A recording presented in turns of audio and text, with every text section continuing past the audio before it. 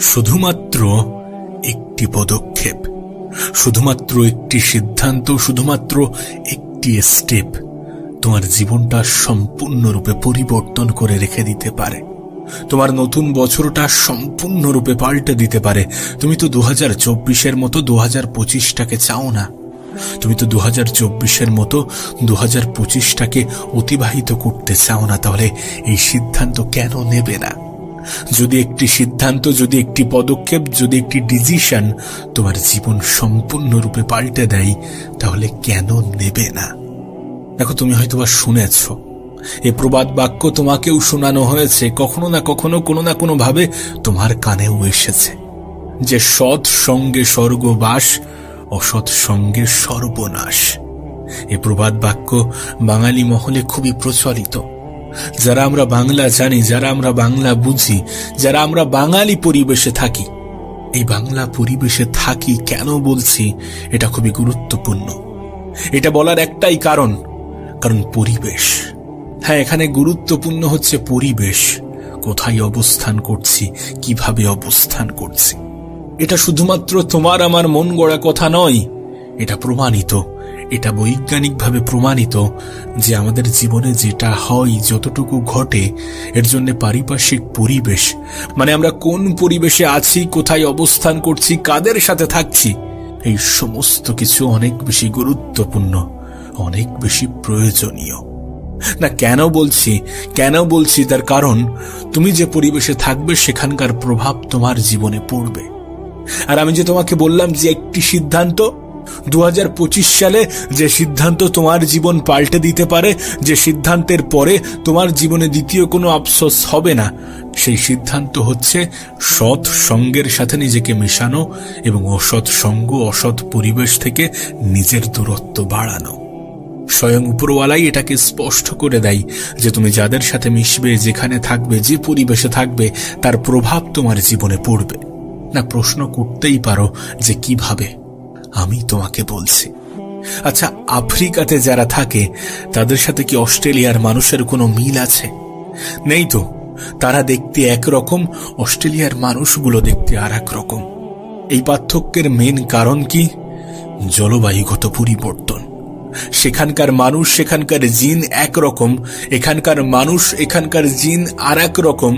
সেই সমস্ত বিভিন্ন কারণ আছে যেটাকে দুই দেশের মানুষ, দুই শ্রেণীর মানুষকে আলাদা করে। দেখো, আমি জানি না তুমি ইংলিশে কতটা পারদর্শী, কিন্তু তুমি যদি 10 বছর ইংল্যান্ড, আমেরিকাতে থাকো, তাহলে তোমার ইংলিশ স্পষ্ট হতে বাধ্য, তাহলে তুমি ইংলিশ শিখতে বাধ্য। তার কারণ সেখানকার পরিবেশ তোমাকে শিখতে বাধ্য করবে। বিষয়টা স্পষ্ট হচ্ছে, বিষয়টা ক্লিয়ার হচ্ছে, বিষয়টা বুঝতে পারছো? তুমি যদি ভারতের এমন কোন স্টেটে থাকো যেখানে হিন্দির প্রচলন বেশি, তাহলে তুমি হিন্দিটা শিখে যাবে। তুমি যদি বাংলাদেশে থাকো, তাহলে তুমি বাংলাটা অনেক সহজে শিখে যাবে। তুমি যদি ওয়েস্ট বেঙ্গলের বাসিন্দা হয়ে থাকো, তাহলে এখানেও তুমি বাংলাটা অনেক সহজে শিখে যাবে। তার কারণ এখানকার পরিবেশটাই এরকম যে তোমাকে বাংলা বলতে বাধ্য করবে। একটা দীর্ঘ সময় অতিক্রম করার পরে তোমার জীবনেও সেই পরিবর্তনটা আসবে, কারণ পরিবেশের প্রভাব তোমার উপরে পড়বে। তাই তোমার কাছে এটা স্পষ্ট হওয়াটা জরুরি, তুমি কোন পরিবেশে আছো, কাদের সাথে আছো। দেখো, যদি 10টা এমন মানুষের মধ্যে তুমি থাকো যাদের জীবনের কোনো নির্দিষ্ট লক্ষ্য নেই, যাদের জীবনে শুধুমাত্র এনজয় এনজয় এই সমস্ত শব্দ দিয়ে ভরে আছে, যারা কিছু বোঝে না যে জীবনে নিজেকে এগিয়ে নিয়ে যাওয়াটা গুরুত্বপূর্ণ, যারা ম্যাচিওর নয়, তাদের সাথে তুমি যদি থাকতে শুরু করো, তাহলে তোমার ম্যাচিউরিটিটাও হারিয়ে যেতে বাধ্য। পরিবেশের প্রভাব আমাদের উপরে কতটা পড়ে তোমাকে আমি বোঝাতে পারবো না। যে তুমি যদি 10 জন খারাপ মানুষের মধ্যে থাকো, তাহলে 11 জন খারাপ মানুষটা তুমি হতে চলেছ। আর তুমি যদি 10 জন ভালো মানুষের মধ্যে থাকতে শুরু করো, তাহলে 11 জন ভালো মানুষটা তুমি হতে শুরু করেছো। হ্যাঁ, বিষয়টা বাস্তব, বিষয়টা সত্য। না, তুমি কি চাইবে না এমনটা করতে? তুমি চাইবে না নিজের জীবনে পরিবর্তন আনতে? তুমি চাইবে না 2024 থেকে 2025টাকে বেতার করতে? তুমি চাইবে না নিজের জীবনে নতুন কিছু আনতে? তুমি চাইবে না এই বছরটা যাতে সঠিকভাবে ব্যবহার হয়, সঠিক জায়গায় ব্যবহার হয়, সেদিকে গুরুত্ব দিতে? তাহলে অসৎ সঙ্গ ত্যাগ করো, যে পরিবেশ তোমার লক্ষ্য পূরণের জন্য বাধা দেয়, যে পরিবেশ তোমাকে দুঃখী থাকতে বাধ্য করে, যে পরিবেশ তোমাকে দুশ্চিন্তায় রাখতে বাধ্য করে, সেই পরিবেশ থেকে নিজেকে একটু বিরত রাখার চেষ্টা করো। দেখো, আমি জানি না তুমি জীবনের কোন পর্যায়ে আছো, আমি জানি না তুমি কি করছো, আমি জানি না তুমি কোন কাজের সাথে যুক্ত আছো, কিন্তু তারপরেও তোমাকে বলবো যদি খারাপ জিনিসগুলোকে অ্যাভয়েড করতে চাও তাহলে খারাপ মানুষ থেকে নিজের দূরত্ব বাড়াও। যদি ভালো জিনিসের সংস্পর্শে আসতে চাও তাহলে ভালো মানুষগুলোকে নিজের বন্ধু বানাও। গত বছর তো অনেক ভুল হয়ে গিয়েছে, গত বছর তো আমরা অনেক ভুল করে ফেলেছি। সেই ভুল থেকে কি শিক্ষা নেওয়া উচিত নয়? গত বছর থেকে এ বছরটা কি আরো বেশি বেটার, আরো বেশি সুন্দর করা উচিত নয়? দেখো, এটা যেমন গুরুত্বপূর্ণ যে তুমি একটা নতুন বছর পেয়েছো, এটাও মনে রাখার চেষ্টা করো যে তুমি কিন্তু একটা বছর হারিয়েছো, এবং সেই বছরটা হয়তোবা অতিবাহিত হয়েছে খুব বাজে ভাবে, হয়তোবা অতিবাহিত হয়েছে কোনো লক্ষ্য ছাড়াই, কোনো স্বপ্ন ছাড়াই, হয়তোবা চেষ্টা করেছো কিন্তু পারোনি। চেষ্টা তো পৃথিবীর সবাই করছে, কিন্তু কতজন মানুষ নিজের সর্বত্র দিয়ে চেষ্টা করছে? কোন একটি কম্পিটিটিভ এক্সামে যেমন 1 লাখ স্টুডেন্টের মধ্যে শুধুমাত্র 10,000 স্টুডেন্টই সিরিয়াসলি পড়াশোনা করে, ঠিক তেমনি তোমার ওই 10,000-এর অন্তর্ভুক্ত হতে হবে। তোমাকে তোমার মতো করে চেষ্টা করতে হবে, সর্বত্র চেষ্টা করতে হবে, যেন চেষ্টা করার পরে আফসোস না হয়। হ্যাঁ, আফসোস হবে না যদি তুমি তোমার 100% দিতে পারো, আফসোস হবে না তুমি যদি নিজের সবটুকু দিয়ে চেষ্টা করো। এবছরটাকে বেতার বানানোর চেষ্টা করো, এবছরটাকে বেতার বানানোর জন্য বেতার সঙ্গী খোঁজো, এবছরটাকে বেতার বানানোর জন্য পজিটিভ জিনিসের সংস্পর্শে আসো আর নেগেটিভ জিনিসগুলো থেকে দূরে থাকো। আমি তোমাকে বলছি, তুমি যে পরিবেশে থাকবে সেই পরিবেশের প্রভাব তোমার জীবনে 200% পড়বে, অবশ্যই পড়বে। কেন পড়বে না? এটা তো বাস্তব, এটা তো সত্য, এটা তো প্রমাণিত। কেন এটা অস্বীকার করবে? এটা অস্বীকার করার কোনো জায়গা নেই। আর হ্যাঁ, আমাদের হাতে সোশ্যাল মিডিয়া আছে, আমরা সারাদিন স্ক্রলিং করতে ব্যস্ত। 5 মিনিটের নাম করে কখন 2 ঘন্টা কেটে যায় আমাদের খেয়াল থাকে না। 5 মিনিটের নাম করে কখন 2 ঘন্টা অতিবাহিত হয় আমরা সেটা খেয়াল করি না। সোশ্যাল মিডিয়াতে তুমি কি দেখছো সেটাও তোমার জীবনে প্রভাব পড়ে। তুমি দেখবে, তুমি যা দেখবে ঠিক তেমনটাই হতে চাইবে। তুমি যদি খুব বেশি কমেডি ভিডিও দেখো, দেখবে তোমার কমেডিয়ান ভাবটা চলে এসেছে। তুমি যদি খুব বেশি এডুকেশনাল ভিডিও দেখো, তাহলে দেখবে তোমার মধ্যে সেই এডুকেশন ভাবটা চলে এসেছে। কারণ মানুষ যেটা দেখে, যেমনটা দেখে, ঠিক তেমনটাই হতে চায়। আর তুমি যদি সময়ের অপচয় করতে ব্যস্ত থাকো, তাহলে এই বছরটাও 2024-এর মতোই অতিবাহিত হবে। এ বছরটাও খুব বাজেভাবে কাটবে, আর মনে হবে যে না, আবারও হ্যাপি নিউ ইয়ার চলে এসেছে। হ্যাপি নিউ ইয়ার কিভাবে হয়? হ্যাপি নিউ ইয়ার তো তখন হবে যখন এই বছরটা সুন্দরভাবে কাটবে। হ্যাপি নিউ ইয়ার তো তখন হবে যখন এই বছরটা তোমার জীবন পরিবর্তনের সব থেকে বড় টার্নিং পয়েন্ট হবে। হ্যাপি নিউ ইয়ার তো তখন হবে যখন এই বছরে তুমি তোমার জীবনে নতুন কিছু ইনক্লুড করবে, যেটা তোমার জীবনকে সুন্দর করে রেখে দিতে বাধ্য করবে। হ্যাঁ, হ্যাপি নিউ ইয়ার তখন হবে। কেন এটা ভুলে যাবে যে একটা বছর অতিবাহিত হয়েছে খুব বাজে ভাবে? একটা বছর অতিবাহিত হয়নি, অপচয় হয়েছে। দেখো, হয়তোবা তুমি তোমার বছরটাকে ভালোভাবে কাজে লাগিয়েছো, কিন্তু একবার প্রশ্ন করো নিজের বুকে হাত দিয়ে যে তুমি কি তোমার 100% দিয়েছ? তুমি কি তোমার 100% দিয়েছো? দাওনি? কখনো কি এমন হয়েছে কাজ করতে করতে খাবার কথা মনে নেই? এটা তখনই হওয়া সম্ভব যখন তুমি সেই কাজের প্রতি ভালোবাসা বৃদ্ধি করবে। আমি এটা মনে করি যে কাজের প্রতি ভালোবাসা বৃদ্ধি করলে কোনো মোটিভেশনের প্রয়োজন পড়ে না। সেটার প্রতি ভালোবাসা বৃদ্ধি করো, দেখবে এমনি থেকেই করতে ইচ্ছা করছে, বিরক্ত লাগছে না, বোরিং লাগছে না, সেটার মধ্যেই আনন্দ লাগছে, সেটার মধ্যেই আনন্দ পাবে যদি তুমি ভালোবাসাটা বৃদ্ধি করো। কেন এটা ভুলে যাও? কেন এটা ভুলে যেতে নিজেকে বাধ্য করাও? সোশ্যাল মিডিয়া তখনই খারাপ জিনিস যখন সেটা তোমার নিয়ন্ত্রণে থাকে না। কিন্তু যদি তোমাকে বলি যে সোশ্যাল মিডিয়া তোমারই নিয়ন্ত্রণে আছে, তাহলে যেন অবাক হয়ে যেও না, কারণ এটা বাস্তব। কারণ সোশ্যাল মিডিয়ার অ্যালগরিদমটা ঠিক সেইভাবেই কাজ করে। আমিও প্রচুর পরিমাণে সোশ্যাল মিডিয়া ব্যবহার করি, কিন্তু আমার ফিডে সবসময় পজিটিভ জিনিসই আসে। তার কারণ কি জানো? আমি আমার ফিডটাকে ঠিক তেমন ভাবেই সাজিয়েছি। সিম্পল হিসাব, তুমি যেটা করতে চাও, তুমি যেটা হতে চাও, তুমি যেমনটা জীবন চাও, তেমন ধরনের ভিডিও দেখতে শুরু করো। তেমন ধরনের ভিডিও দেখতে শুরু করো, সময়ের অপচয় নয়। দেখবে তোমার কাছে ঠিক তেমন ধরনের ভিডিও রিকমেন্ড হবে। কারণ যে ধরনের ভিডিও তুমি বেশি দেখো, সোশ্যাল মিডিয়া তোমাকে সেই ধরনের ভিডিওই বেশি দেখায়। যখন খারাপ ভিডিও আসবে তখন সেটাকে স্কিপ করে যাবে, তখন সেটাকে এড়িয়ে যাবে, তখন সেটাকে কেটে দেবে। নতুন ভিডিও যদি খারাপ হয় তাহলে সেটাকেও এড়িয়ে যাবে।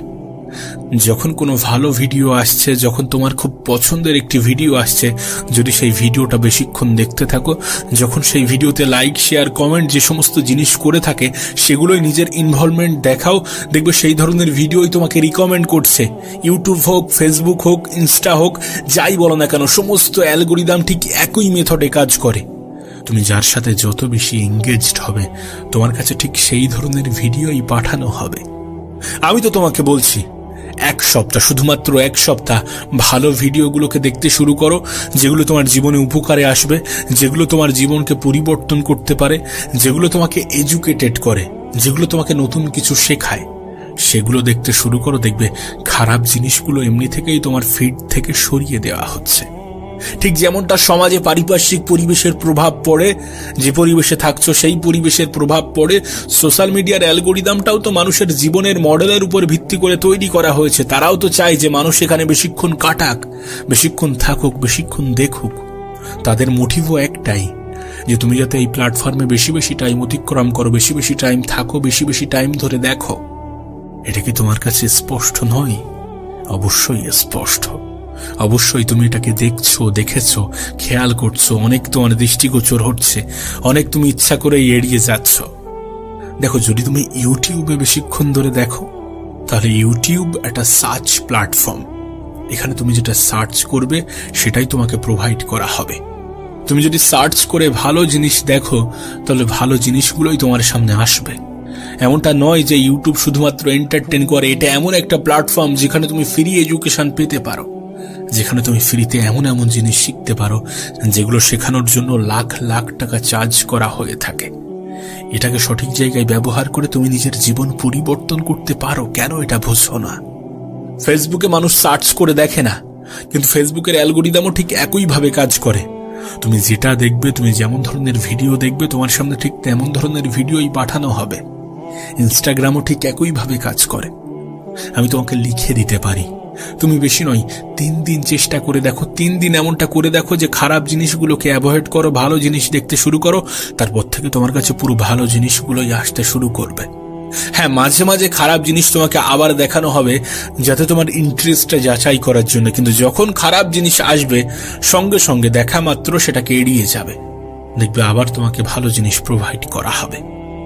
এই এত যে গল্প বললাম, এই গল্পের মধ্যে শুধুমাত্র একটাই মোটিভ। সেটা কি জানো? সেটা হচ্ছে সৎ পরিবেশ, সৎ সঙ্গ, সৎ অভ্যাস। হ্যাঁ, তুমি যদি ভালো পরিবেশ, ভালো সঙ্গ, ভালো অভ্যাসকে নিজের জীবনে আয়ত্ত করতে পারো, তাহলে খারাপ জিনিসগুলো তোমার থেকে দূরত্ব বাড়াতে শুরু করবে। আর তুমি যদি খারাপ জিনিসগুলোকে নিজের জীবনে আহ্বান করো, তাহলে ভালো জিনিসগুলো তোমার জীবন থেকে সরে যেতে বাধ্য হবে। একজন ভালো বন্ধু তোমাকে ভালো পরামর্শ দেবে, একজন খারাপ বন্ধু তোমাকে খারাপ পরামর্শই দেবে। যে সকল বন্ধু বান্ধব তোমাকে খারাপ পরামর্শ দেয়, তাদের থেকে দূরত্ব বাড়াও, তাদেরকে এড়িয়ে যাও। যে সকল বন্ধু বান্ধব তোমাকে ভালো পরামর্শ দেয়, তাদেরকে নিজের আপন বানাও। যে সকল আত্মীয় স্বজন তোমাকে কুপরামর্শ দেয়, তাদের থেকে নিজের দূরত্ব তৈরি করো। এভাবেই নিজের জীবনকে পরিবর্তন করো। সৎ পরিবেশ, সৎ সঙ্গ গ্রহণ করো, অসৎ পরিবেশ, অসৎ সঙ্গ ত্যাগ করো। কারণ পরিবেশের প্রভাব আমাদের জীবনে পড়ে, অবশ্যই পড়ে। অতীতেও পড়তো, এখনো পড়ছে, আগামীতেও পড়বে। তুমি যে পরিবেশে থাকো, যেখানে থাকো, দেখবে সেই পরিবেশ, সেই কালচার, সেখানকার ভাষা তোমার মধ্যে আয়ত্ত হয়েছে। তুমি তাদের সাথে ঠিক তেমন ভাবেই থাকছো যেমন ভাবে তারা থাকছে। একটা গল্প আছে জানো? গল্পটা ঠিক এমন, একটি সিংহের বাচ্চা হঠাৎ করে কিভাবে যেন হারিয়ে গিয়েছে এবং সে জঙ্গলের এমন একটি প্রান্তে গিয়েছে যেখানে কোনো বাঘ বসবাস করে না। সেখানে হরিণ, গন্ডার, গরু এই ধরনের প্রাণী বসবাস করে এবং তাদের মধ্যেই সে বেড়ে উঠতে শুরু করেছে। তোমার কি মনে হয় সেই সিংহের বাচ্চাটি যখন বড় হবে তখন খুব ভালো শিকারী হতে পারবে? পারবে না। অবশ্যই পারবে না, তার কারণ তার পরিবেশ সেটাকে শেখায় না। তার পরিবেশ তাকে ভিন্ন মেসেজ দেয়, ভিন্ন বার্তা দেয়। হতে পারে সে ঘাস খাচ্ছে, হতেই পারে, এবং এটাও হতে পারে যে সেই ঘাস তার হজম হতে শুরু করেছে। তার কারণ কি জানো? কারণ অভ্যাস। হ্যাঁ, অভ্যাস। যে সমস্ত পশু পাখি দেখে আমরা ঘৃণা করি, যে সমস্ত পোকামাকড় দেখে আমরা ঘৃণা করি, এই পৃথিবীতে এমনও অনেক মানুষ আছে যারা খুব স্বাদ আহ্লাদ করে সেই পোকামাকড়, সেই পশু পাখিগুলোকে খেয়ে থাকে। তার কারণ কি? তাদের পরিবেশটাই ঠিক তেমন, তাদের অভ্যাসটাই ঠিক তেমন। তাই একটা বাঘের বাচ্চা যদি সেই পরিবেশে বড় না হয়, যদি সেই পরিবেশে সে বেড়ে না ওঠে যেখানে তাকে শিকারী বানানো হবে, যেখানে তাকে পশু শিকার করা শেখানো হবে, সেখানে যদি সে বেড়ে না ওঠে, তাহলে সে ভালো শিকারী হতে পারবে না। পরিবেশ তাকে হতে দেবে না, তার পরিবেশ তাকে এটা শেখাবে না। তাকে শেখাবে কিভাবে ঘাস খেতে হয়, কিভাবে উঁচু উঁচু লাফ মারতে হয়। এই সমস্ত কিছু বলার অর্থ একটাই, যে তোমার পরিবেশ সঠিক করার চেষ্টা করো, সঙ্গ সঠিক করার চেষ্টা করো, সঠিক মানুষের সাথে মেশার চেষ্টা করো, সঠিক জিনিস দেখতে শুরু করো। দেখবে বেঠিক জিনিসগুলোকে তোমার জীবন থেকে সরিয়ে নেওয়া হয়েছে। দেখবে বেঠিক জিনিসগুলো তোমার জীবন থেকে সরে যেতে শুরু করেছে। তুমি যেমনটা হতে চাও তেমন ধরনের পরিবেশ তৈরি করো, দেখবে ঠিক তুমি তেমনই হতে শুরু করেছো। আর এটা প্রমাণিত। গল্প আকারে বলছি মানে এটাকে শুধুমাত্র গল্প ভেবে নিও না। বৈজ্ঞানিকভাবে, আধ্যাত্মিকভাবে তুমি যেভাবেই নাও না কেন, এটা প্রমাণিত। এটাকে প্রমাণ করা হয়েছে, তোমার সামনেই ঘটছে। তোমার চোখের সামনে তো এমন ঘটনা ঘটছে। এমনটা তো নয় যে তোমার দৃষ্টিগোচর হচ্ছে না, এমনটা তো নয় যে তুমি দেখতে পাচ্ছ না। অবশ্যই দেখছো। দেখে শেখো, নিজের জীবনে প্রয়োগ করো। ভুল করেছো, ঠিক আছে, ভুল হয়েছে। 2024-এ ভুল সিদ্ধান্ত আমরা নিয়েছি, 2024 আমরা বাজেভাবে কাটিয়েছি। তার মানে এমনটা নয় যে 2025-ও আমাদের বাজেভাবে কাটবে। এ বছরটা সুন্দর হবে। Happy new year, happy new year আমরা বলছি। অবশ্যই এই বছরটা হ্যাপি নিউ ইয়ার হবে যখন এই বছর আমাদের কাজে আসবে, যখন এই বছরকে আমরা আমাদের মতো করে সুন্দরভাবে অতিবাহিত করতে পারবো। আমরা সঠিক সঙ্গকে গ্রহণ করব, আমরা অসৎ সঙ্গকে ত্যাগ করব। আবারও বলছি, শুধুমাত্র একটি সিদ্ধান্ত তোমার জীবন পাল্টে দিতে পারে। শুধুমাত্র একটি পদক্ষেপ, শুধুমাত্র একটি স্টেপ তোমার জীবনকে সম্পূর্ণরূপে পরিবর্তন করে রেখে দিতে পারে।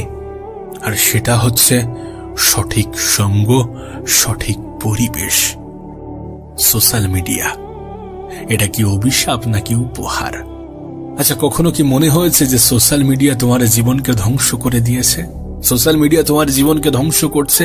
তোমার সময় অপচয়ের জন্য সব থেকে বড় অবদান এর আছে সোশ্যাল মিডিয়ার। কখনো কি মনে হয়েছে? না, মনে হওয়াটা স্বাভাবিক, কারণ এটা তো বাস্তব যে আমাদের সময়ের সব থেকে বড় অপচয়টা আমরা সোশ্যাল মিডিয়াতে করে থাকি। আমরা বাজেভাবে দিন কাটাতে থাকি শুধুমাত্র শর্টস স্ক্রলিং করতে করতে। কিন্তু যদি তোমাকে বলি যে এই সোশ্যাল মিডিয়া তোমার জীবনকে পাল্টে দেওয়ার ক্ষমতা রাখে, যদি তোমাকে বলি যে এই সোশ্যাল মিডিয়া তোমার জীবনকে পরিবর্তন করে রেখে দিতে পারে, যদি তোমাকে বলি যে তোমার স্মার্টফোন তোমাকে এমন কিছু দিতে পারে যেটা পাওয়ার জন্য মানুষ লাখ লাখ টাকা খরচা করে, অবাক হবে না? অবাক হওয়ার মতো কিছু নেই, অবাক হওয়ার মতো কিছু নেই। কারণ সোশ্যাল মিডিয়াতে শুধুমাত্র খারাপ জিনিস পাবলিক হয় না, সোশ্যাল মিডিয়াতে শুধুমাত্র খারাপ জিনিসগুলো পোস্ট করা হয় না। এখানে অনেক এডুকেশনাল জিনিসও থাকে, এখানে শিক্ষামূলক অনেক জিনিসও থাকে। তুমি বললে বিশ্বাস করতে পারবে না। এখানে এমন কিছু শেখানো হয় যেগুলোকে মানুষ নিজের জীবনে প্রয়োগ করে লক্ষ লক্ষ টাকা মাসে ইনকাম করছে। এখানে খারাপ জিনিসের পাশাপাশি ভালো জিনিসও আছে। তুমি কোনটাকে গ্রহণ করছো, তুমি কোনটাকে দেখছো, সেটা বেশি গুরুত্বপূর্ণ। তোমার কাছে সমস্ত কিছু অ্যাভেলেবেল করে দেওয়া হয়েছে। তোমার কাছে ভালো জিনিসও রাখা হয়েছে, খারাপ জিনিসও রাখা হয়েছে। এখন তুমি যদি খারাপ জিনিসটাকে নিতে শুরু করো, তুমি যদি খারাপ জিনিসগুলোকে নিজের জীবনের অংশ বানাতে শুরু করো, তাহলে সোশ্যাল মিডিয়ার দোষ দিয়ে তো কোনো লাভ হবে না। হবে কি? আমি জানি না তুমি কোন প্ল্যাটফর্মে কতটা সময় কাটাও, কিন্তু একটা কথা বলি, প্রতিটা প্ল্যাটফর্মের অ্যালগরিদম মানুষের জীবনের উপর ভিত্তি করে তৈরি করা হয়েছে। বিষয়টা কেমন জানো? তুমি ঠিক যেমন ধরনের ভিডিও দেখবে, তোমার সামনে ঠিক তেমন ধরনের ভিডিওই দেখানো হবে।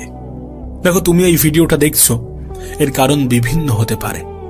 যে কেউ তোমাকে শেয়ার করেছে, অথবা ইউটিউব র্যান্ডম তোমার সামনে পাঠিয়েছে, অথবা তুমি আমার ভিডিও অনেক আগে থেকে দেখছো বা আগে দেখেছো সেই জন্য তোমার কাছে পাঠানো হয়েছে, অথবা তুমি এই চ্যানেলটিকে সাবস্ক্রাইব করে রেখেছো সেই জন্য তোমার কাছে পাঠানো হয়েছে। বিভিন্ন কারণ আছে, বিভিন্ন কারণ হতে পারে, কিন্তু বিভিন্ন কারণের মধ্যে দুটি কারণকে গুরুত্ব দেওয়াটা প্রয়োজনীয়, যে তুমি এই ভিডিও বা এই ধরনের ভিডিও আগে দেখেছো সেই জন্য ইউটিউব তোমার সামনে এটা পাঠিয়েছে।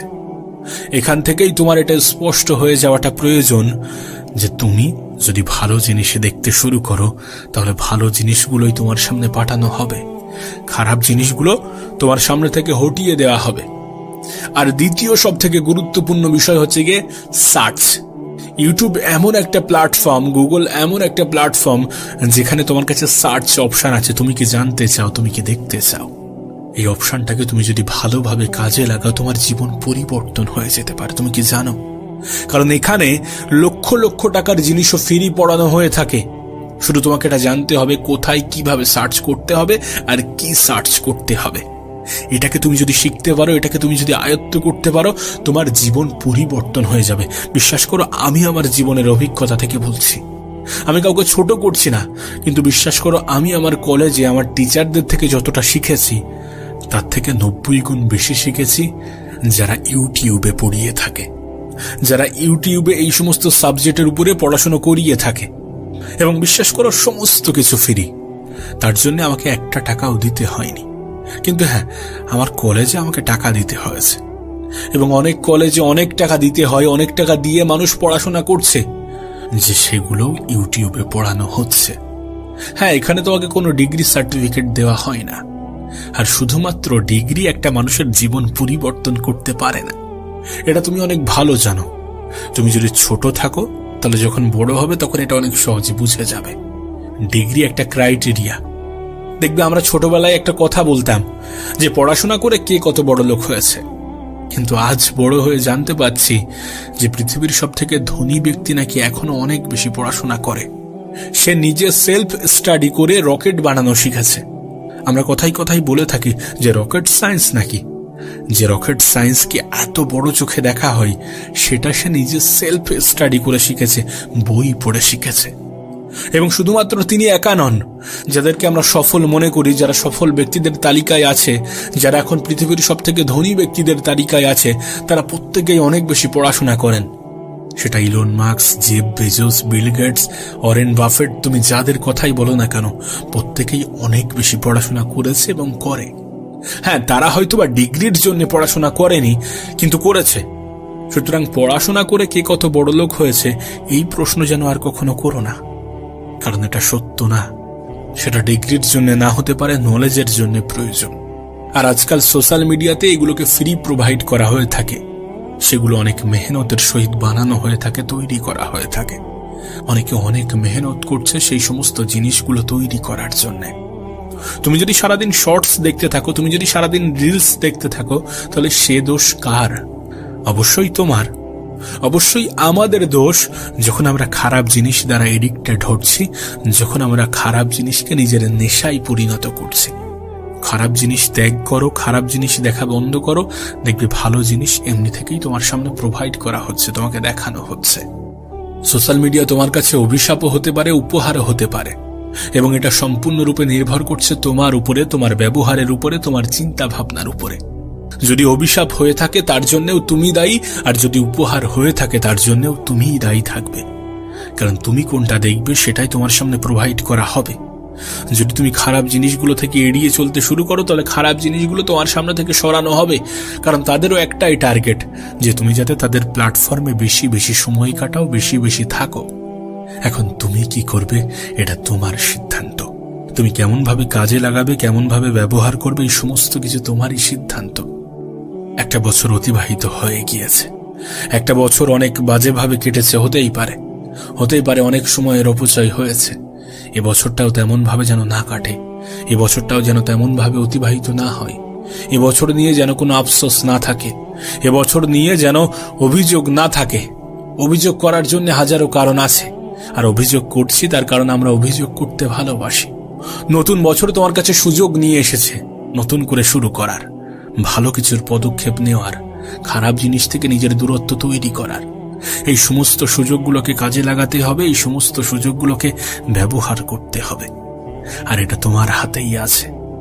এবছরে কিছু নতুন লক্ষ্য তৈরি করো, এবছরে কঠোর প্রতিজ্ঞা করো। কারণ প্রতিজ্ঞা আমরা প্রতি বছরই করে থাকি, আবার ভুলে যাই, কিন্তু কঠোর প্রতিজ্ঞা করাটা গুরুত্বপূর্ণ। যেটা করছো, যেটা করতে চাও, সেটার প্রতি ভালোবাসা তৈরি করো। যে জিনিসগুলো তোমার অপছন্দের সেগুলোকে যাচাই করো। যে জিনিসগুলো করলে তোমার ক্ষতি হচ্ছে সেগুলোকে খুঁজে বার করো এবং নিজের জীবন থেকে এলিমিনেট করো। নিজের সোশ্যাল মিডিয়া ফিডটাকে পরিষ্কার করো। প্রশ্ন করতেই পারো যে কিভাবে পরিষ্কার করব। খারাপ জিনিস দেখা বন্ধ করো, নেগেটিভ জিনিস দেখা বন্ধ করো। যে সমস্ত জিনিস দেখলে তোমার সময়ের অপচয় হয়, সেই সমস্ত জিনিস দেখা বন্ধ করো। দেখবে সেগুলো আর তোমাকে প্রোভাইড করা হবে না, সেগুলো আর তোমাকে দেখানো হবে না।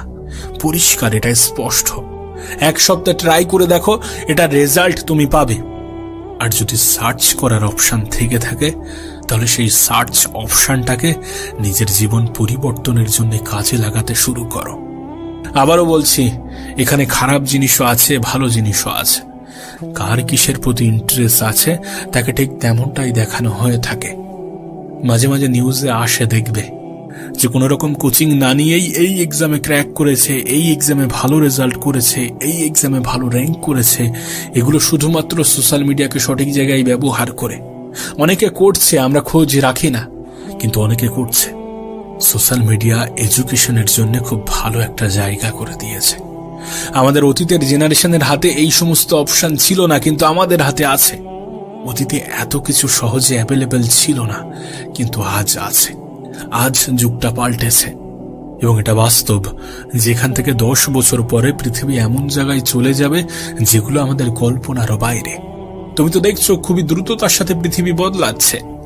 আর এই দ্রুত পরিবর্তনশীল পৃথিবীর সাথে নিজেকে টিকিয়ে রাখার জন্য এডুকেশন খুবই গুরুত্বপূর্ণ। দেখো, পলিটিশিয়ানরা চায় না যে তোমার এডুকেশনটা সুন্দর হোক, তুমি অনেক বেশি শিক্ষিত হয়ে যাও। সরকারি স্কুলের খুব বেহাল দশা, তুমি এটা জানো। সরকারি কলেজগুলোরও বেহাল দশা, তুমি এটা অনেক ভালোভাবে জানো। সোশ্যাল মিডিয়া তোমার কাছে সুযোগ নিয়ে আসে। তুমি সোশ্যাল মিডিয়াকে খারাপভাবে কেন ব্যবহার করছো, খারাপ জায়গায় কেন ব্যবহার করছো, খারাপ জায়গায় কেন কাজে লাগাচ্ছ, কেন বারবার শুধু ওই শর্টস অ্যালগোরিদমের মধ্যে ফেসে যাচ্ছ? এখানে সময়ের খেয়াল থাকে না। মানুষ 5 মিনিটের নাম করে 8 ঘন্টা অতিবাহিত করে, আর 8 ঘন্টার নাম করে 2 ঘন্টা, 2 ঘন্টার নাম করে 5 ঘন্টা কাটিয়ে ফেলে। এখানে মানুষের সময়ের খেয়াল থাকে না। খেয়ালটা তখনই হয় যখন একটা মেসেজ আসে যে 90% ডাটা শেষ হয়ে গিয়েছে। আর এখন তো আনলিমিটেডের সময়, অনেক ক্ষেত্রে এই মেসেজটাও আসা বন্ধ হয়ে গিয়েছে। তাই নিজে থেকে সতর্ক হতে হবে, আর নিজে থেকে সতর্ক হওয়ার চেষ্টা করো। নিজের জীবন পরিবর্তনের কারণ নিজেই হতে শুরু করো। সোশ্যাল মিডিয়াকে কাজে লাগাতে শুরু করো। মনে রেখো, এই পৃথিবীর বেশিরভাগ স্থানে যেখানে নেগেটিভ আছে সেখানে কিছু পজিটিভও আছে। এখানেও অনেক পজিটিভ জিনিস আছে।